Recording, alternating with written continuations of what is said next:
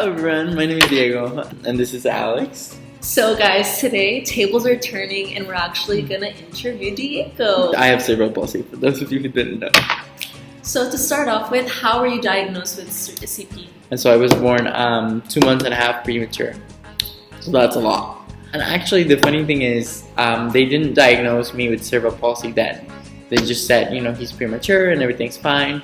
But then when I was like about 1 year old or 2 years old, my mom would look at me and was like, he's not standing up, he's not really crawling like the proper way, something's wrong. But they always say mom knows best, because she really knew that like something was different. They went to the doctor and they were like, yes, we think, you know, your son has CP. So what is like the basic definition of CP for those who don't know?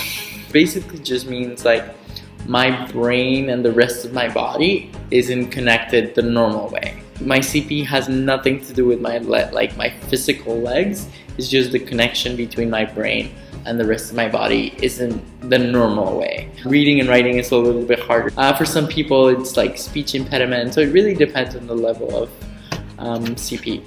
So social aspects of CP, what do you see that makes you really ticked off? Growing up, the hardest thing was like feeling like I was the only one that was going through this. I think that was what pisses me off. That's what, you know, we're trying to do with these videos. It's like to show that you're not the only person that's going through all these issues. There's multiple people that are. People with CP develop different skills. People with any type of disability, like we develop different skills, different personality levels that have a certain level of like benefit. Like when I was younger, I would have learned more about CP and about other like influential people in the world with cerebral palsy. I think my whole learning experience and view of myself would have been completely different. You know, my hopes through these videos is that people will see them and feel like they're part of, like they can relate. For those who have visible disabilities, I think it's really important to talk about your disability and to highlight your disability as an important part of your life.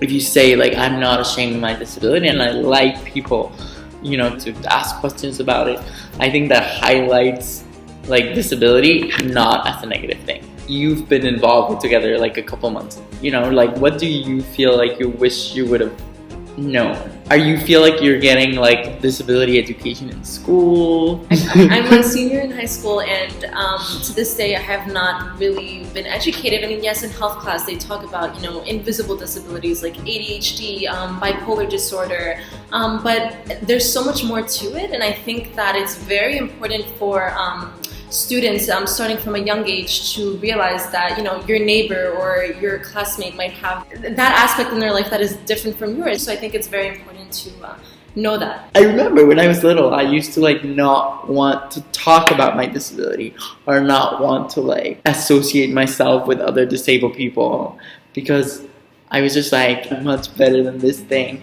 And it wasn't until I learned that like there's a movement and there's leaders of the movement that it really became an empowering identity. If we are able to highlight positive people or like influential people with disabilities and influential accomplishments of people, of disabled people, I think the perception can start to change. Alright, to close this video, what should the hashtag of the week be? Disabled and proud. Yes, disabled and proud. Disabled and yes. proud. You know, I think everyone who falls into the disability spectrum should try as much as they can to have disability pride. By you showing that you're proud of your disability, you're not just helping yourself because you're accepting a part of your life, you're also influencing a whole movement of people. And you get to teach, you know, young high schoolers about an important part of life that they're actually not learning in school, which is pretty cool. Oh, and also, don't forget to subscribe. Don't forget. Share, like, subscribe, Comments. and all that. Okay, bye. Bye.